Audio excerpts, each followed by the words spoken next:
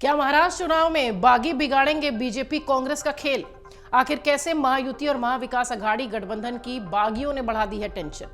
बागियों को मनाने की कवायद में कितनी सफल हो पाएगी बीजेपी और कांग्रेस दोनों ही, और कितने नेताओं ने वापस लिया है अपना नामांकन और कितने निर्दलीय लड़ते हुए दिखाई पड़ रहे हैं, ये सब महाराष्ट्र में इन दिनों चर्चा का विषय है। दरअसल महाराष्ट्र के विधानसभा चुनाव की तारीख जैसे जैसे नजदीक आ रही है, वैसे वैसे राजनीतिक गलियारों में हलचल बढ़ी हुई है। इसके साथ ही महाराष्ट्र विधानसभा चुनाव में अगर देखिए तो बहुत कम वक्त बचा है और राज्य में नामांकन वापस लेने का भी आज आखिरी दिन है। ऐसे में बीजेपी और कांग्रेस समेत तमाम दल अपने अपने बागियों को मनाने में जुटे हैं। पूर्व बीजेपी सांसद गोपाल शेट्टी ने बोरीवली सीट से अपना नामांकन वापस लेने की घोषणा की है। उन्होंने बोरीवली सीट से बीजेपी के आधिकारिक उम्मीदवार संजय उपाध्याय के खिलाफ नामांकन किया था। वहीं बीजेपी के बागी नेता विश्वजीत गायकवाड़ ने यह कहा कि उन्होंने उदगीर विधानसभा सीट से निर्दलीय उम्मीदवार के रूप में अपना नामांकन वापस लेने का फैसला किया है, जहां महायुति ने राष्ट्रवादी कांग्रेस पार्टी के संजय बंसोडे को मैदान में उतारा है। एक प्रेस कॉन्फ्रेंस में गायकवाड़ ने कहा कि उन्होंने अपनी उम्मीदवारी वापस लेकर महाराष्ट्र के उप मुख्यमंत्री देवेंद्र फडणवीस के निर्देशों का पालन किया। इसके बाद लातूर के विधायक संभाजीराव पाटिल निलंगेकर ने यह भी कहा कि गायकवाड़ एक समर्पित पार्टी कार्यकर्ता हैं, जिन्होंने हमेशा पार्टी के निर्देशों का पालन किया है और अपने कदम पीछे खींच लिए। राज्य में महायुति सरकार को फिर से सत्ता में लाने के लिए उन्होंने अपनी उम्मीदवारी वापस ले ली है। विधायक संभाजीराव निलंगेकर ने कहा कि अन्य बागी नेताओं के साथ चर्चा जारी है, जिन्होंने आधिकारिक महायुति उम्मीदवारों के खिलाफ पर्चा भरा है और उनके नामांकन वापस लेने की उम्मीद है। अब उम्मीद के लिए आज ही की तारीख है, क्योंकि 4 तारीख ही नामांकन वापस लेने की डेट चुनाव आयोग की तरफ से दी गई है। इसके साथ ही कसबा विधानसभा क्षेत्र से बागी कांग्रेस नेता मुख्तार शेख ने भी अपना नामांकन वापस ले लिया है।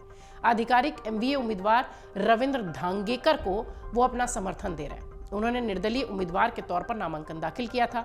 मुख्तार शेख ने कहा कि मैंने निर्दलीय उम्मीदवार के तौर पर नामांकन वापस लेने का फैसला किया है। मुझे प्रदेश के अध्यक्ष नाना पटोले, प्रभारी रमेश चैनीथल्ला और सांसद सैयद नसीर हुसैन का फोन आया था। उनके आश्वासन के बाद मैंने अपना फैसला लिया है, मैं अपना नामांकन वापस ले रहा हूँ। इसके साथ ही मुख्तार शेख ने यह भी कहा कि मैं कसबा विधानसभा क्षेत्र में एमवीए उम्मीदवार रविंद्र धांगेकर का समर्थन करूंगा, उनके लिए काम करूंगा। दोनों ही खेमों में देखिए मनाने की जो जुगत है वो चल रही है, फिर चाहे महाविकास अघाड़ी हो या महायुति। इस बीच मराठा आरक्षण कार्यकर्ता मनोज जरांगे पाटिल ने भी यू टर्न ले लिया है। उन्होंने महाराष्ट्र विधानसभा चुनाव से पहले अपने हाथ पीछे खींच लिए। देर रात तक मराठा नेताओं के साथ हुई उनकी बैठक के बाद उन्होंने चुनाव न लड़ने का ऐलान किया है। आपको बता दें, जरांगे ने कहा था कि उनके उम्मीदवार विधानसभा चुनाव में 25 सीटों पर चुनाव लड़ेंगे। मनोज जरांगे पाटिल यह ऐलान करते हुए दिखाई पड़े कि वो विधानसभा चुनाव में दाखिल किए गए सभी नामांकन वापस लेंगे और चुनाव नहीं लड़ेंगे। जरांगे के आह्वान पर कई सीटों पर मराठा उम्मीदवारों ने अपना पर्चा दाखिल किया था, लेकिन अब उन्होंने सबने नामांकन पीछे ले लिया है, यानी वापस ले लिया है। पाटिल ने कहा कि आरक्षण के लिए हमारी लड़ाई जारी रहेगी। पूरा यू टर्न दिखाई पड़ता है ये उनका ये कहना कि हम चुनाव नहीं लड़ेंगे। साथ ही पाटिल ये भी कहते दिखाई पड़े कि मराठा नेताओं के साथ बैठक में तय किया गया कि चुनाव नहीं लड़ा जाएगा। चुनावी प्रक्रिया में भाग न लेने का जरांगे का फैसला उनकी पिछली रणनीति से बिल्कुल अलग है। इसलिए हम कह रहे हैं कि ये पूरी तरह से यू टर्न है। उनके कुछ निर्वाचन क्षेत्रों को लेकर दावा भी था कि वो कुछ उम्मीदवारों का समर्थन या विरोध भी करेंगे, लेकिन फिलहाल तो वो कह रहे हैं कि वो चुनाव ही नहीं लड़ेंगे। सामाजिक कार्यकर्ता ने जोर देकर यह भी कहा कि उन पर सत्तारूढ़ महायुति या विपक्षी गठबंधन का यानी महाविकास अघाड़ी का कोई प्रेशर नहीं है। चुनावों पर अपने समुदाय के प्रभाव में विश्वास व्यक्त करते हुए उन्होंने कहा कि इस राज्य में मराठों के समर्थन के बिना कोई भी निर्वाचन नहीं हो सकता, कोई निर्वाचित नहीं हो सकता। इसके अलावा उन्होंने मराठा समुदाय के सदस्यों से किसी भी राजनीतिक रैली में भाग न लेने और किसी भी पार्टी के बहकाव में न आने का भी आग्रह किया। उन्होंने कहा कि जिन लोगों ने मराठा समुदाय के साथ अन्याय किया या उन्हें परेशान किया, उन्हें मतदान के माध्यम से सबक सिखाया जाएगा। जरांगे ने अन्य पिछड़ा वर्ग श्रेणी के तहत मराठा समुदाय के लिए सुरक्षित करने की आरक्षण जो है, रिजर्वेशन जो है उसे सुरक्षित करने की अपनी प्रतिबद्धता की पुष्टि की और कहा कि हमारा संघर्ष जारी रहेगा। इस बीच शिवसेना के नेता संजय राउत कहते हैं कि हम 99 सीटों पर चुनाव लड़ेंगे या 105 सीटों पर, यह हमारा मकसद नहीं है। हम महाविकास अघाड़ी और हम महाविकास अघाड़ी के रूप में ही काम करेंगे। संजय राउत का यह बयान आपको सुनना चाहिए। देखिए, हम 90 लड़ेंगे या 105 लड़ेंगे, यह हमारा मकसद नहीं है। हम महाविकास अघाड़ी है और महाविकास अघाड़ी बनकर लड़ेंगे।